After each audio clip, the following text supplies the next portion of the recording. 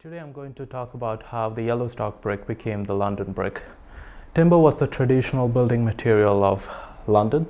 However, the declining stocks of timber due to deforestation and the easy availability of coal in cities meant that brickworks could come up in construction sites across the city. So over time, brick gradually replaced timber as the vernacular building material of London. The London stock brick actually comes in a variety of shades, from the yellow stock to the red stock, and also in darker shades like black and gray. However, the yellow stock brick was preferred because it more closely resembled the color of stone. Stone was a scarce material in London, as there were no good sources of stone near London.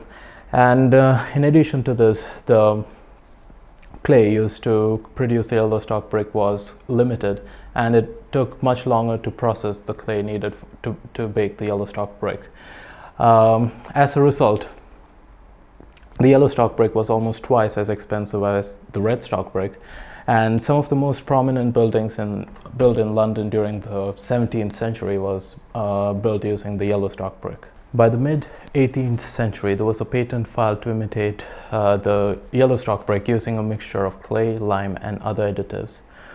This made the London yellow stock brick readily available, and it became the ubiquitous building material of London. The development and the manufacture of bricks established mutually beneficial relationships with the real estate development and waste networks of the city.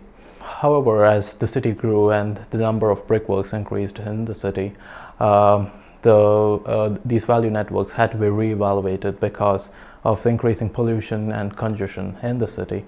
The decreasing transportation costs meant that over time these brickworks moved out from the city into the outskirts of London, and the only remaining material connection with the city was through the domestic waste networks.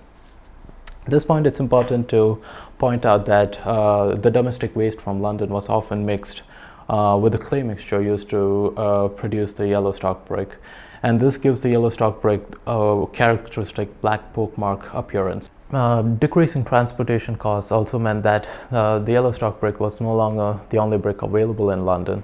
Despite being cheaper than other bricks available in the market, the yellow stock brick was never preferred over the Tudor bricks during this period as a result of changing tastes. This preference for Tudor bricks continued into the interwar period, as there was a renewed romanticism for the pre-industrial past. The yellow stock bricks came back into prominence during post-World War II as a result of discourses in modernism like regionalism, which brought a renewed interest in local materials and construction techniques. The liberalization of the economy in the 20th century meant that a lot of public institutions were privatized. As a result of this process, a lot of these institutions operated for profit, and new infrastructure was built on the outskirts of the city in newly gentrified landscapes. These buildings were often clad in the yellow stock brick to establish a relationship with the province of London. In addition to this, the conservation and heritage laws push the reuse or the use of London yellow stock bricks by insisting on replicating the past aesthetically. This narrative helps portray the changing perceptions of authenticity with the expanding supply chain of the yellow stock brick, from notions of vernacularity and scarcity to perceptions of the past.